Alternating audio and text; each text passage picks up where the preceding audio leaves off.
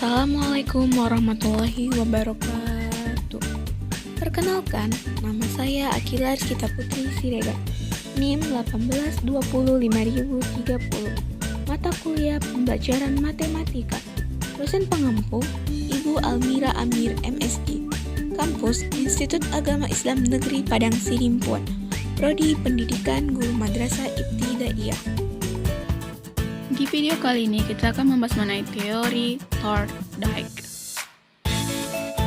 Sebelum saya masuk ke pembahasan, terlebih dahulu saya ingin bertanya kepada semuanya, apakah kalian sudah mengetahui apakah itu teori Thorndike?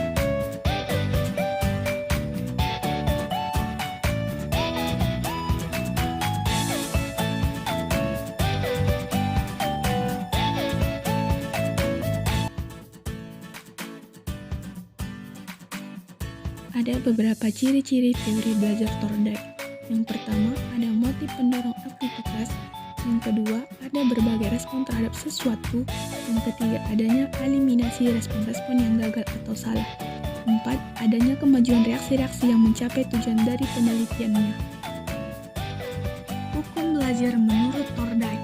Yang pertama, hukum kesiapan atau law of readiness, yaitu semakin siap suatu organisme memperoleh suatu perubahan tingkah laku, maka pelaksanaan tingkah laku tersebut akan menimbulkan kepuasan individu sehingga asosiasi cenderung diperkuat.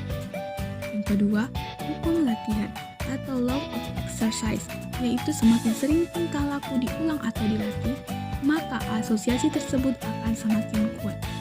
Yang ketiga, hukum akibat atau law of effect, yaitu hubungan stimulus respon cenderung diperkuat bila akibatnya menyenangkan dan cenderung diperlemah jika akibatnya tidak memuaskan.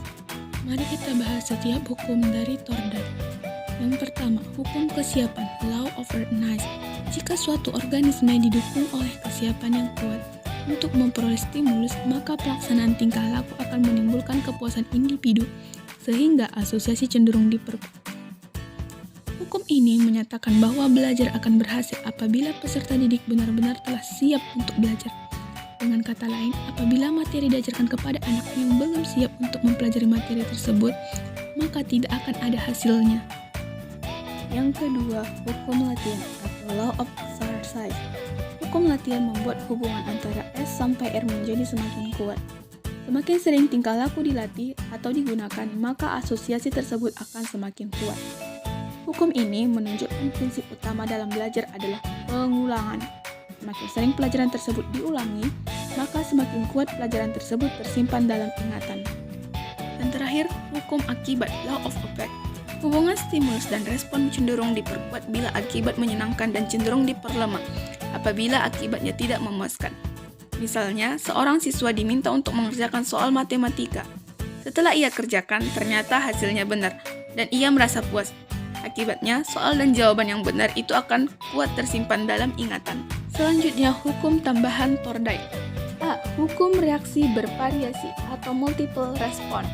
Hukum ini mengatakan bahwa pada individu diawali oleh proses trial dan error yang menunjukkan adanya bermacam-macam respons sebelum memperoleh respon yang tepat dalam memecahkan masalah yang dihadapi. B. Hukum sikap atau attitude.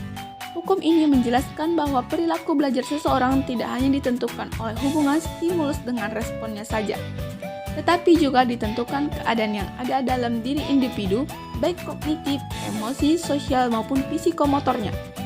C. Hukum setelah aktivitas berat sebelah, propendency of element.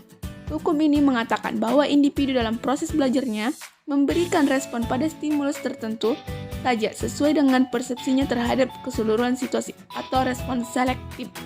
Kelebihan dan kelemahan teori Thorndike.